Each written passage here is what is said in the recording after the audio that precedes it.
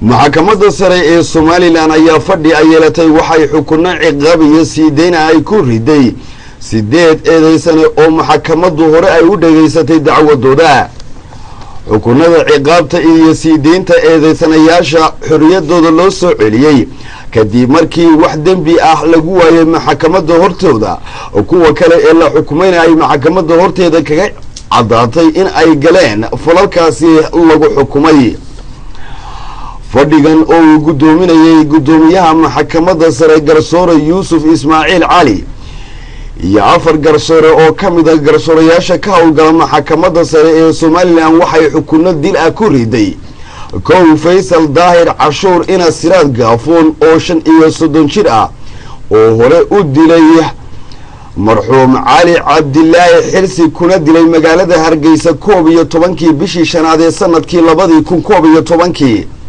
laba Kayse Xasan Magan ina Xaawa Maxamed oo 23 jir ah oo hore u dilay marxuum Jaamac Axdar Maxamed ina Baada aw Xasan 17 bishii afraad ee sanadkii 2011. saddex Siciid Ibraahim Axmed ina Faaduma Cali oo 38 jir ah oo hore u dilay marxuum Xasan Axmed Caydiid. waxa kale oo maxkamaddu ay xukun dil ku riday Maxamed Xasan Nuur ina Tireeg Xasan. dembiile Siciid Ibraahim Axmed ina Faaduma Xirsi 38 jir ah waxaa lagu xukumay ciqaab dib toogasho ah oo loo qisaasi doono marxuumka uu dilay ee magaciisu yahay Xasan Axmed Caydiid. waxaa loo cuskuday xukunkan qodobka 434 xeerka ciqaabta guud iyo 123 xeerka xabka ciqaabta iyo ahkaamta shariicada islaamka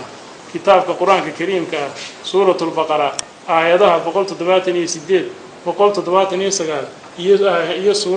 suuratul maa'ida aayada 54aad 179 waxa soo saartay xukunkan maxkamadda sare ee